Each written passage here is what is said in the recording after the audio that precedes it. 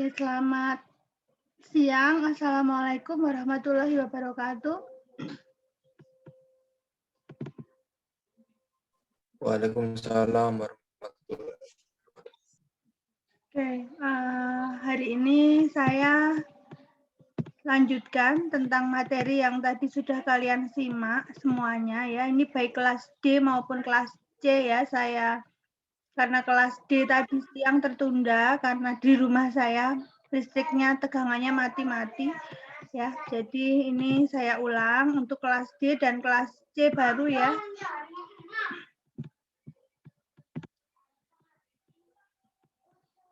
Kita sudah sampai ke titrasi redox yang ketiga.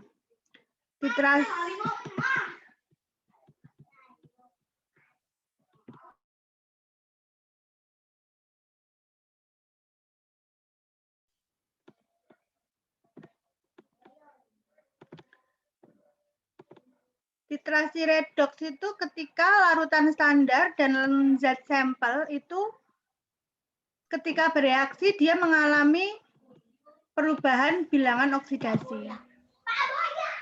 Sehingga senyawa-senyawa yang bisa terlibat dalam reaksi redox, titrasi redox tentunya yang memiliki bilangan oksidasi lebih dari 1. Misalnya kemarin penetapan ferro ya, feri, besi. Besi itu kan bisa +2, bisa +3. Kemudian mangan. Mangan bisa +2, bisa +4, bisa +7 biloxnya. Nah, selain itu kemarin atau tadi ya, itu titrasi permanganometri dengan larutan standar KMNO4. Nah, hari ini kita akan belajar dengan larutan standar iod ya, larutan iod. Disebut titrasi iodometri. Proses iodometri adalah titrasi terhadap iodium bebas dalam larutan atau disebut iodometri tidak langsung.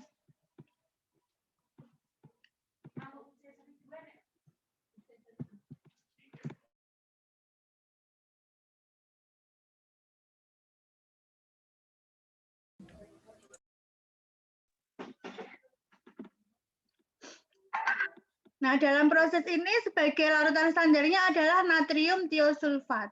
Jadi, yang digunakan sebagai larutan standar bukan larutan iod, tapi natrium tiosulfat. Sedangkan yang iodimetri adalah proses titrasi menggunakan larutan standar iod, jadi I2 letaknya di dalam buret sebagai larutan standar atau disebut juga iodometri langsung.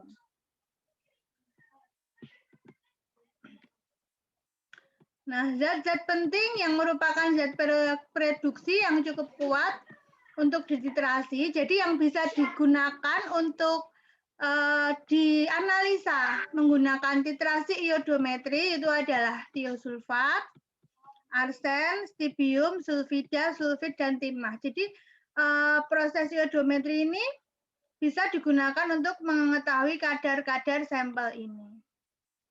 Daya mereduksi dari beberapa zat ini bergantung konsentrasi ion hidrogen.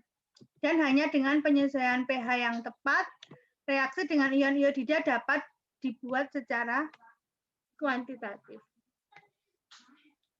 Seperti hanya dengan kemarin atau tadi kalian belajar membuat larutan standar KMNO4, ini kita juga belajar membuat larutan standar iod, yaitu dengan cara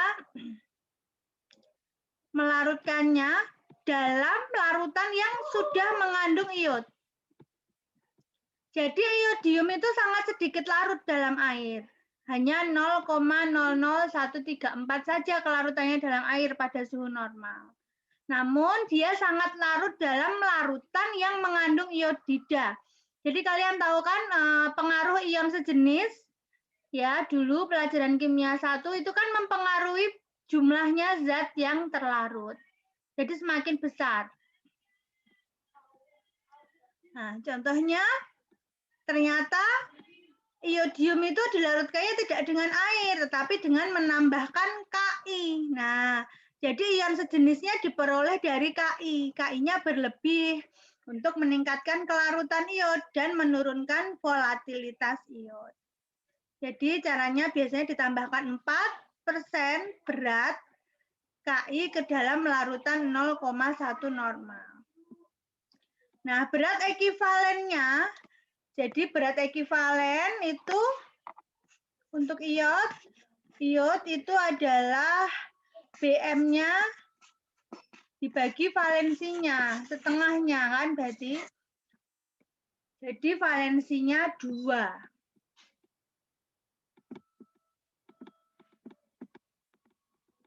Oke, saya lanjutkan. Nah, ini pembuatannya. Sehingga iodium tadi bukan larutan standar yang primer ya, dia sekunder. Ini caranya, teknisnya. 20 gram untuk membuat 0,1 normal iod ya ini ya. 20 gram Ki, jadi pelarutnya, ini membuat pelarutnya dulu ini. Pelarutnya Ki. Ya, 20 gram bebas dari ioda dalam sebenarnya mau membuat 1 liter, tapi seperti hanya kalian membuat larutan gitu kan, melarutkan suatu, misalnya bikin minuman gitu kan, melarutkannya pakai air sedikit dulu, setelah larut baru ditambah air. Ini juga sama. Kamu mau menyimpannya, mau membuatnya tuh sebanyak 1000 mili atau 1 liter. Tapi kan melarutkannya dalam beker dulu kan, 20 gram Ki. Nah, ditambah air sedikit dulu, katakanlah 30 mili dulu, dilarutkan. Kemudian setelah larut, kalian masukkan ke dalam labu takar sampai batas ini. Sehingga yang dibuat adalah pelarut Ki sebanyak 1 liter. Baru kamu menimbang 12,7 gram iodium, kemudian masukkan kristal ini ke dalam labu takar 1 liter.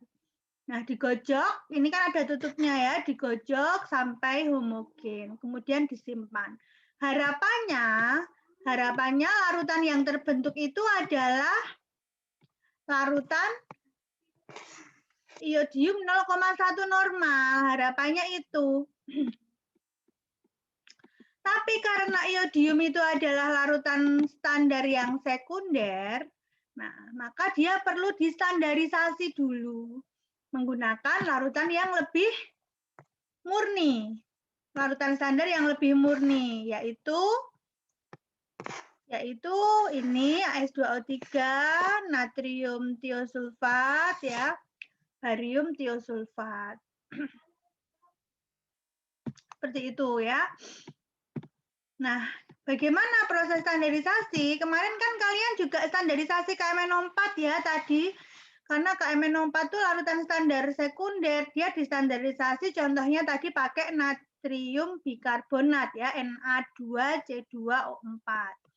Nah, ini juga nih contohnya si iodium tadi, larutan standar iod, distandarisasinya menggunakan barium tiosulfat. Nah, larutan 40 gram, tadi kan harapannya yang kamu buat itu 0,1 normal.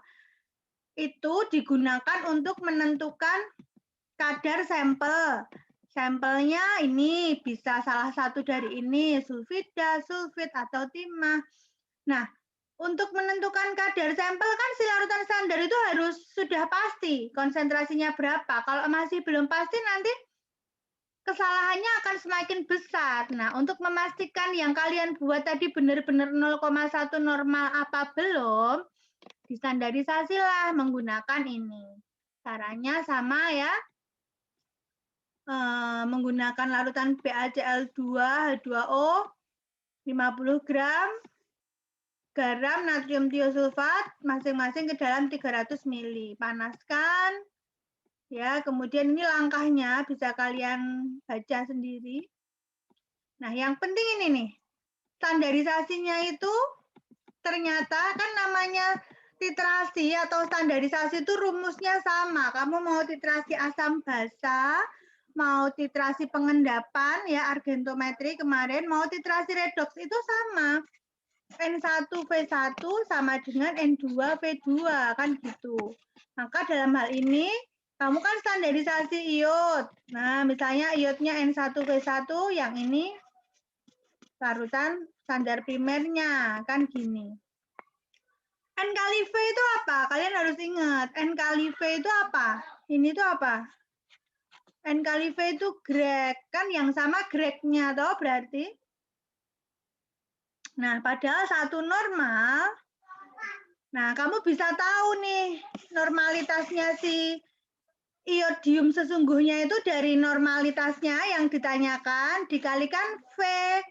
V ini diperoleh dari percobaan nih, larutan standarnya ini kan, ini yang iod kan diletakkan dalam buret.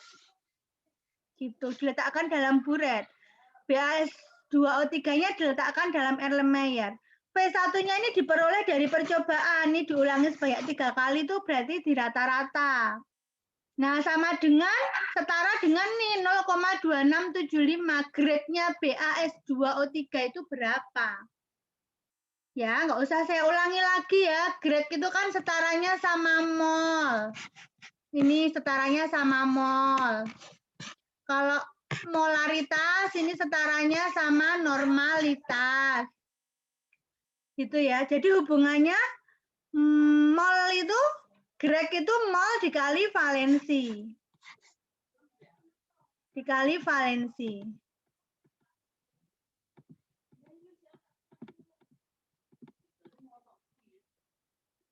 Valensi dikali mol. Sama dengan grek. Begitu juga dengan normalitas. Normalitas itu molaritas dikali valensi. Gitu ya, jadi sama dengan itu. Paham ya? Jadi nanti normalitas sesungguhnya iod itu adalah greknya BaS2O3 ini dibagi volume dari percobaan. Nah, bisa jadi di bawah 0,1, bisa jadi di atas 0,1. Nah, nanti yang digunakan untuk standarisasi sampel, tadi sampelnya ada mangan, ada sulfida, itu si konsentrasi I2 yang sudah distandarisasi. Sampai sini ada pertanyaan? Ada pertanyaan nggak sampai sini?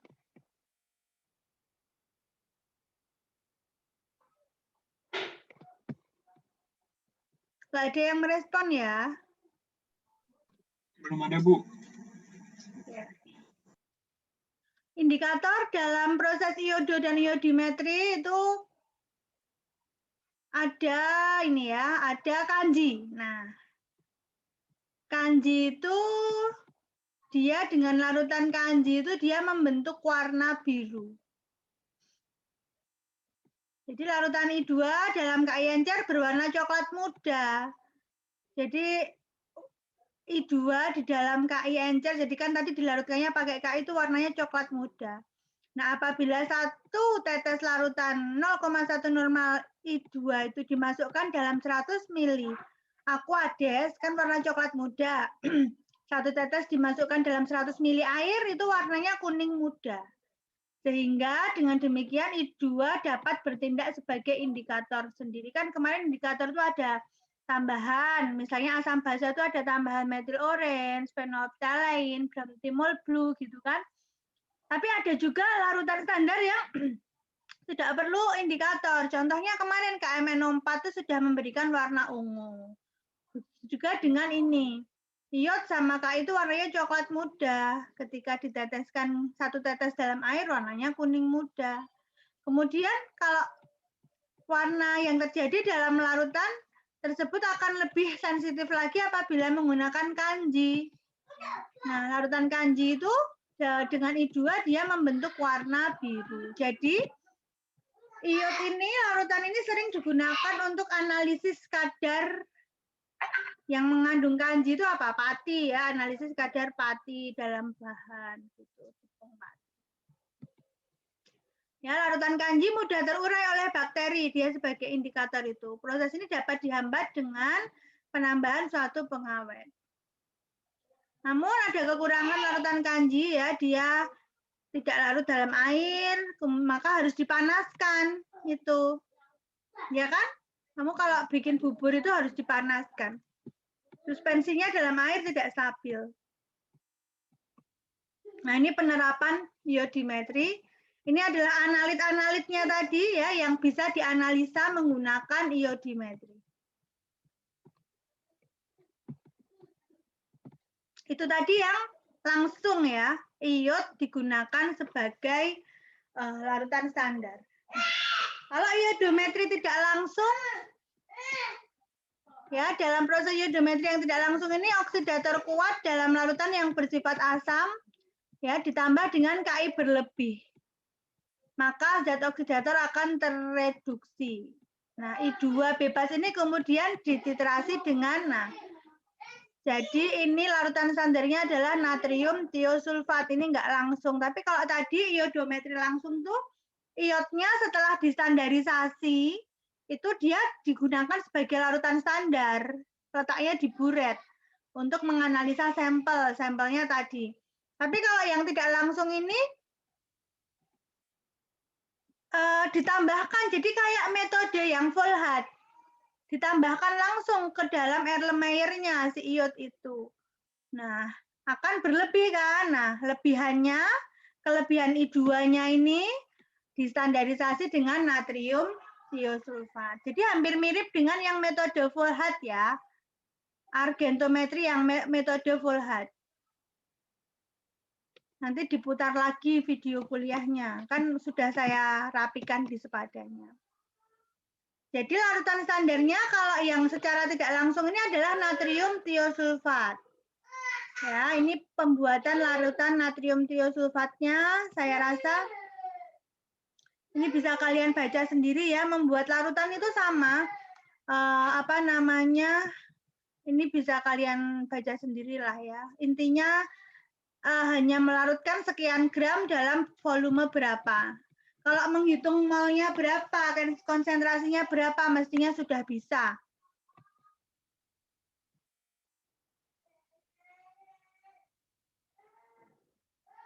Nah, sejumlah zat dapat digunakan sebagai standar primer untuk larutan tiosulfat. Di antaranya ada KBRO3, ada K2CR2O7, Cu, dan U2. Standarisasi itu yang terjadi adalah reaksi ya. Di sini reaksinya melibatkan perubahan bilox. Lihat, perubahan biloxnya berapa toh? Kita lihat. Kan kalau valensi itu, ingat ya, valensi. Kenapa kita bicara valensi? Tadi kan hubungannya mengubah molaritas menjadi normalitas, merubah mol menjadi grek. Itu kan normalitas itu kan sama dengan M kali V. Valensi maksudnya ya di sini. Dikali valensi. Ini juga dikali valensi. Terus kalau berat ekivalen itu dm dibagi valensi. Jadi valensi di sini sangat perlu, makanya di awal sekali saya terangkan tentang valensi. Valensi itu jika asam sesuai jumlah H plusnya, jika basa sesuai dengan jumlah OH-nya. Jika reaksi redoks begini, valensi itu adalah sesuai dengan perubahan bilangan oksidasinya. Ini yang berubah biloxnya siapa? CR di sini biloxnya berapa? Biloxnya CR. Kan 2 kali biloxnya CR ditambah 2 kali minus, ditambah 7 kali minus 2 ya, kan O-nya ada 7. Sama dengan minus 2. Maka biloxnya CR berapa? Plus 6. Plus 6 ya, 12 dibagi 2. Biloxnya plus 6. Berarti CR di sini plus 6. Menjadi CR berapa? Menjadi CR berapa ini? Kan sesuai Plus 3, Bu. Plus 3. Kemudian yang berubah lagi adalah I. I itu min 1 ya di sini. Kalau ini berapa biloxnya? 0. Nah, kenapa ini? Ini artinya valensinya 6. Kenapa 6? Karena CR berubah dari plus 6 menjadi plus 3, itu kan perubahannya berapa? Perubahannya 3. Ya kan? Perubahannya 3, tetapi ada 2 CR yang terlibat, sehingga 6. Maka valensinya adalah 6. Berat ekuivalennya itu berat molekulnya K2Cr2O7 dibagi 6. Paham nggak itu?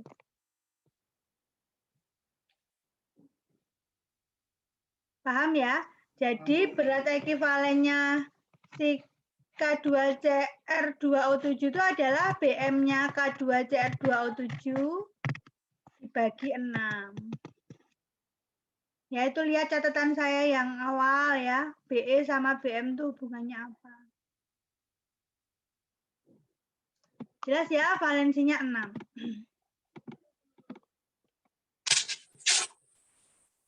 Ada yang ingin ditanyakan? Ini proses standarisasinya ya dilakukan sebagai berikut ya. 25 mili K2Cr2O7 ini standarisasi larutan apa namanya iot ini. Sama. Semua standarisasi itu rumusnya V1N1 kali V2N2. Ini penerapannya titrasi iodometri ini ya biasa digunakan untuk menerap biji tembaga yang mengandung besi, arsen atau stibium gitu ya.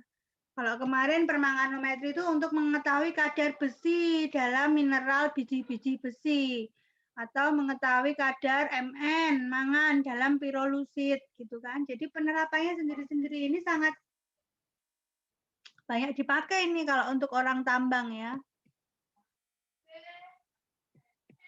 Gitu. Nah, ini contohnya. Contoh soalnya bisa kita mencoba ya, latihan ya. Kalian pahami dulu soalnya. Pada analisa pirolusit, nah ini berarti analisa permanganometri ini ya. Sampel sebanyak 0,5 gram mengandung MnO2 direduksi dengan garam ferro. Nah, ini perhitungannya tuh sama kayak yang barusan menyimak ya, yang menyimak. Ini sudah dibaca dulu ya soalnya ya.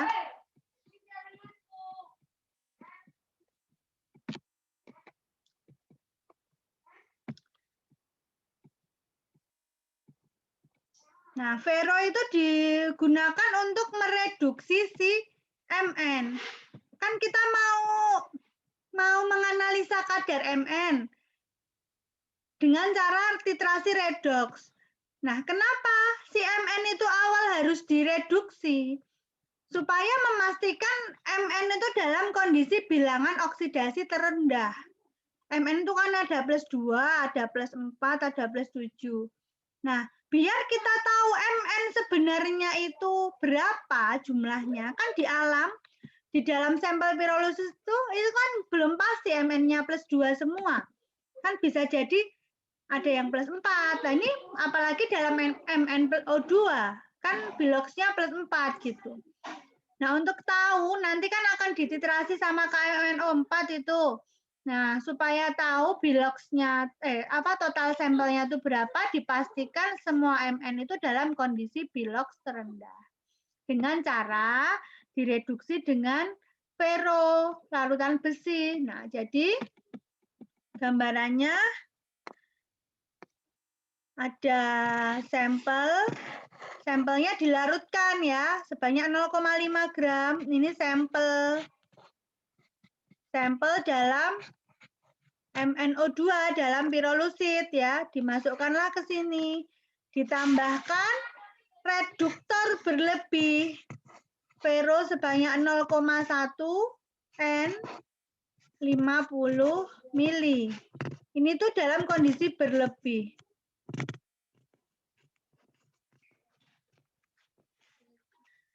Kemudian namanya ini berlebih, maka apa yang terjadi? Ferro akan tersisa.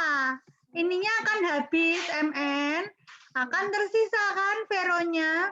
Nah, sisanya, sisa Vero itu diapakan?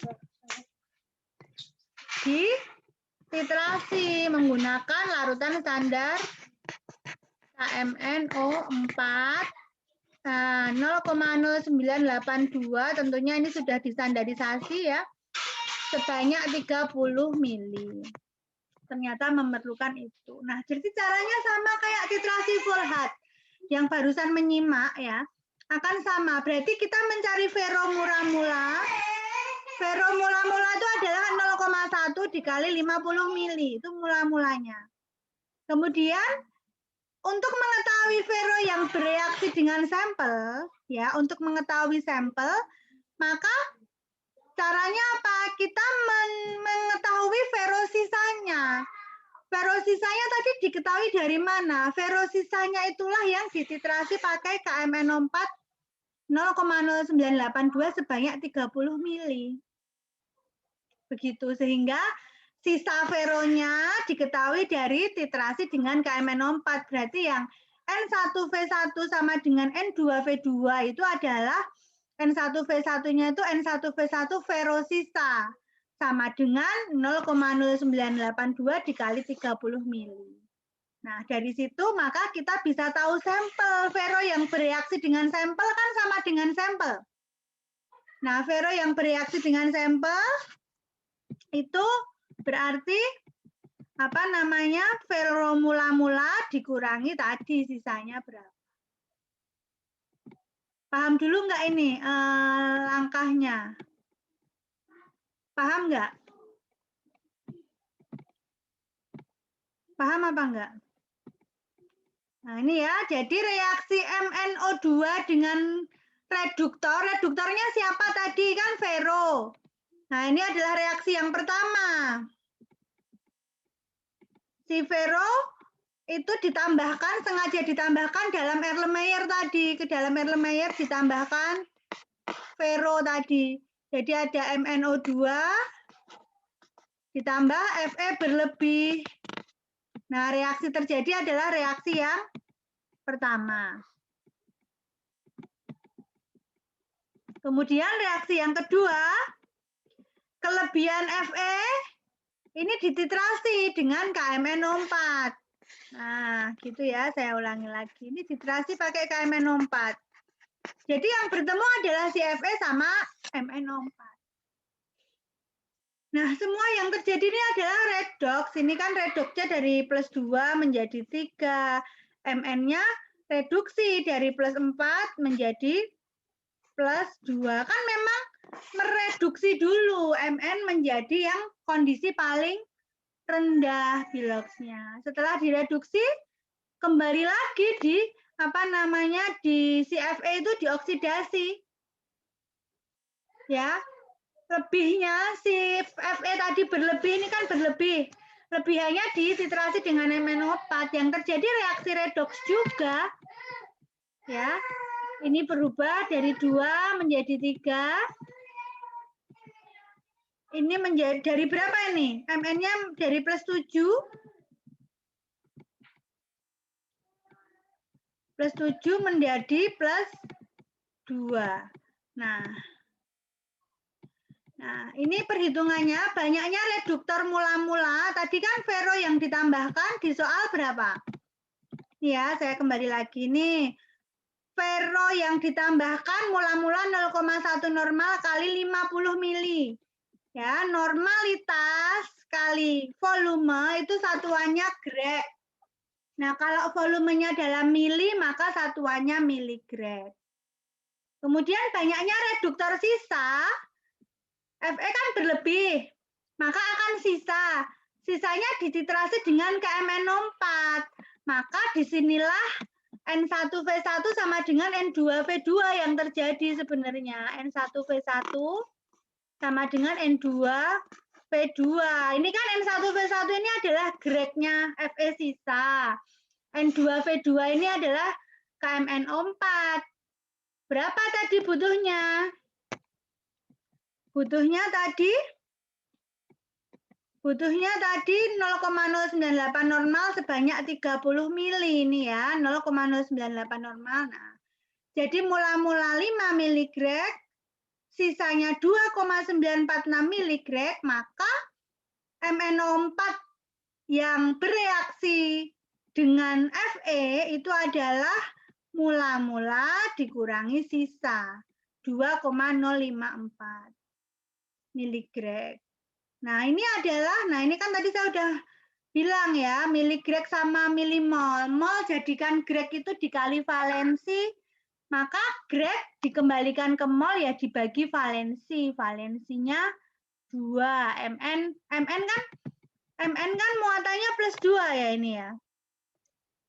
Jadi valensinya ini 2, maka dibagi 2 milimol ya. Kemudian milimol jadikan massa. Nah, dikalikan Bm. Nah, ternyata massa MnO2 adalah 89,349 mg. Sampelnya tadi 500 mg.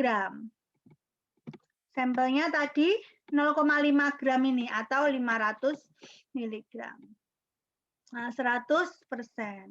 Kali 100% jawabannya hanya 17,8698. Caranya sama kan dengan titrasi Volhat, mirip kan yang barusan kalian simak gitu. Jadi mencari mula-mula, reaksi, kemudian sisa.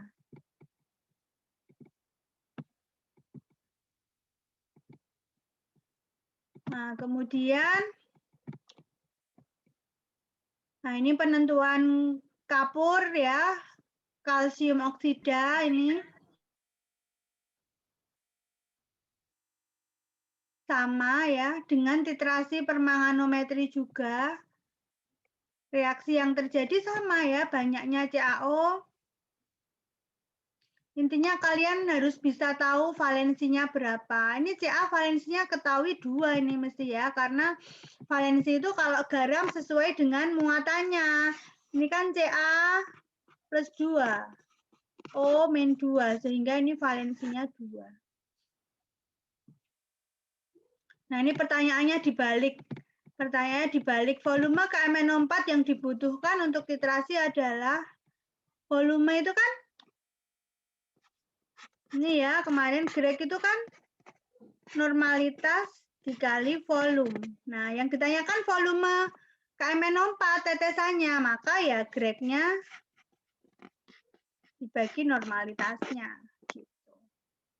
Dibolak-balik, nggak boleh bingung.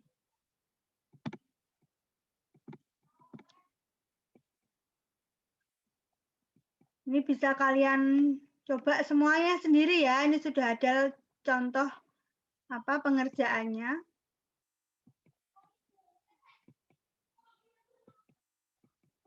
Nah, adik-adik, materi titrasi itu sudah selesai. Jadi ada 3 titrasi, ada asam basa, titrasi pengendapan, dan titrasi redoks. Kemudian saya akan menambahkan materi, tetapi tidak secara sinkron ya, akan saya berikan dalam bentuk video, link video seperti tadi. Itu adalah mengenai kalian harus dibekali dengan analisa instrumentasi menggunakan alat UV visible. Nanti linknya akan saya berikan ya. Kalian tetap harus mendengarkan itu karena mungkin itu akan keluar di saat ujian UAS besok.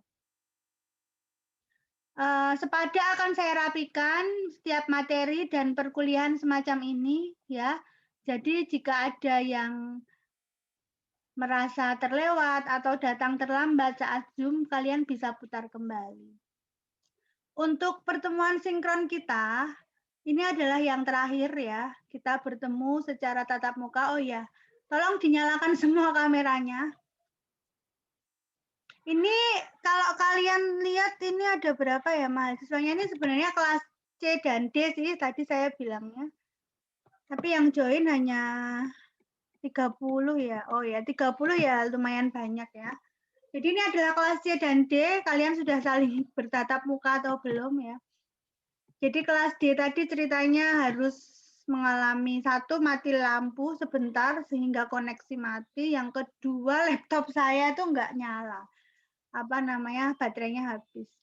Nah, Saya mohon pamit dan mohon maaf jika ada salah kata dalam penyampaian dan keterbatasan kita selama kuliah daring ini. Begitu ya, saya minta maaf jika ada kesalahan.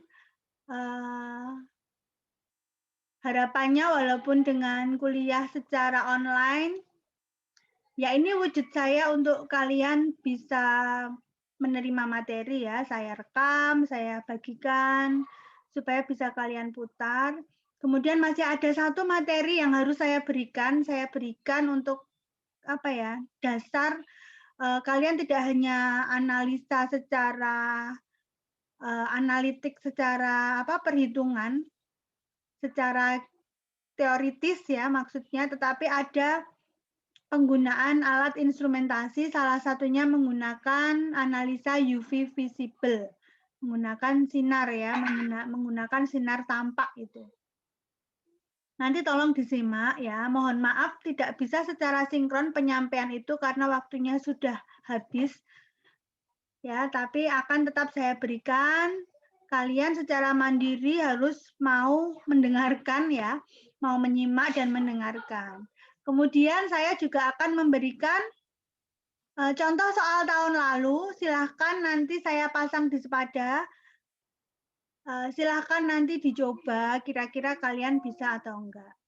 Untuk materinya, menurut saya, atau nanti akan saya infokan kembali, materi UAS-nya adalah materi setelah UTS. Jadi mulai dari analisa volumetri sampai dengan analisa instrumentasi yang UV vis yang nanti akan saya berikan. Gitu ya, Dek ya. Tapi akan saya infokan lebih lanjut. Bisa diterima? Bisa, Bu. Bisa ya, saya takut kalau putus-putus. Oke, kalau begitu ada yang ingin disampaikan? Ini adalah pertemuan kita terakhir. Jangan bertemu lagi ya dengan mata kuliah kimia dengan siapapun. Semoga lulus semua dengan hasil yang baik. 1 semester kalian menjadi mahasiswa tapi belum pernah ke kampus ya. Bener ya? Gitu. Oh ya. Pesan saya juga kalian selalu jaga protokol kesehatan ya.